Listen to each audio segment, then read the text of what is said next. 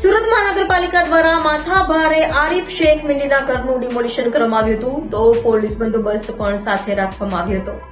સુરત મહાનગરપાલિકા દ્વારા માથાભારે આરીફ શેખ મિંડીના ઘરનું ડિમોલિશન કરાયું હતું. ગુજતી ટોકના આરોપીના ઘરના કેટલાક ભાગનું ડિમોલિશન કરાયું હતું. ઘરનો કેટલોક ભાગ એસએમસી અને પોલીસ દ્વારા ડિમોલિશન કરાયું હતું, તો બે ઘર વચ્ચે બનાવેલ રોપવેનું પણ ડિમોલિશન કરાયું હતું.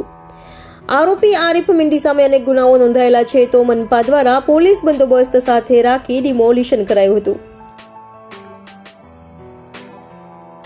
ये एक आरोपी है, अठवा पुलिस स्टेशन की हद में रहता है, आरिफ मिंडी करके.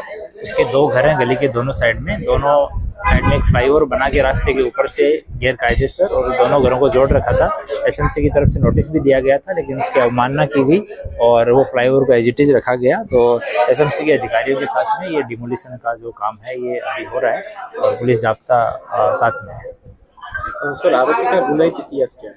इस पे 7 गुना है, 4 जुगार के हैं और 2 राइटिंग के हैं, 1 गुच्ची टोक है. तो अभी ये आरोपी जो है वो बैल के ऊपर है और घर में है.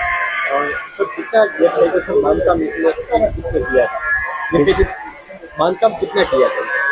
एक फ्लाईओवर जैसा बनाया हुआ है, लोहे का फ्लाईओवर है, तो उसको तोड़ रहे हैं. एसएमसी के अधिकारी लगे हुए हैं, उसके साथ की टीम लगी हुई है और पुलिस का जाब्ता साथ में है और डिमोलिशन कर दिया जाएगा. इस तरह के जो भी सामाजिक तत्व हैं जो सरकारी जमीन पे, प्राइवेट जमीन पे गैर कायदेसर कब्जा कर लेते हैं, बांध काम करते हैं, हम लोग अभी उनकी लिस्ट तैयार कर रहे हैं जहाँ जहाँ हमें इन्फॉर्मेशन मिल रही है और बाद में एसएमसी के साथ मिलकर कायदेसर कार्रवाई की जाएगी.